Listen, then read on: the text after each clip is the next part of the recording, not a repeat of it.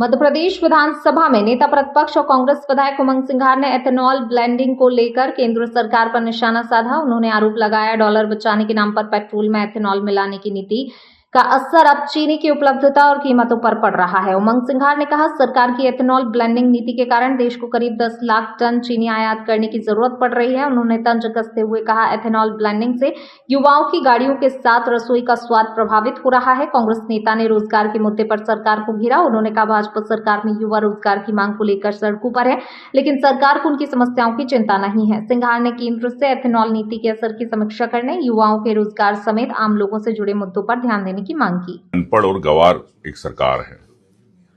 वो ऐसे कि जब आपको डॉलर बचाना था तो आपने बोला कि यहां पे इथेनॉल बनना चाहिए देश के अंदर। इथेनॉल बनना चालू हुआ तो युवाओं की जेनजीज की गाड़ियां खराब होना चालू हो गई।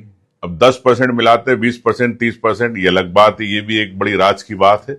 मुझे तो जानकारी मिली कि 30-30, 40-40% इथेनॉल मिलाया जा रहा।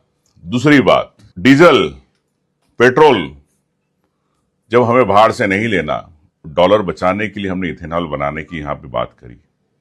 ये कैसी पॉलिसी बनी?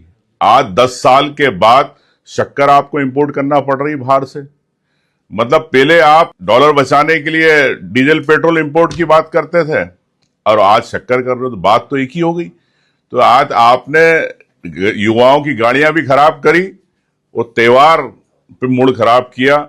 त्योहार पे जितने भी है हमारे धार्मिक लोग, जो रक्षाबंधन आ रही है, दिवाली आ रही है, लगता है मिठाई महंगी हो जाएगी, मिठाई मुंह मीठा नहीं कर पाएंगे। देखिए, मैं समझता हूं कि एमपीपीएससी एक स्वागत करता हूं कि ठीक है विधानसभा में हो रही है, लेकिन जो भर्तियां पेंडिंग पड़ी है एमपीपीएससी के पास, वो कब होगी, कब तक होगी, प्रदेश का युवा ये जानना चाहता है।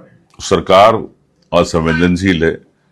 सरकार के मंत्री सिर्फ दौरा कर रहे हैं, लेकिन किस प्रकार से प्राथमिक रूप से उनको देखा जाए नहीं देख पा रहे। मीडिया के माध्यम से पूरे प्रदेश में ये बातें उठ रही है कि एक गरीब प्रिमिटिव ट्राइब्स के बारे में, बेगा आदिवासियों के बारे में, लेकिन उनके बारे में ध्यान नहीं रखना। सरकार ने अभी तक उन परिवारों के लिए कोई विशेष रूप से राहत राशि की घोषणा नहीं करी। बड़ी दुख की बात है। मैं समझता हूं कि सरकार को, मंत्री को वहीं कैंप करके पूरा देखना चाहिए, स्थिति देखना चाहिए, उस पर कैसे नियंत्रण हो, इस पे प्रयास करना चाहिए।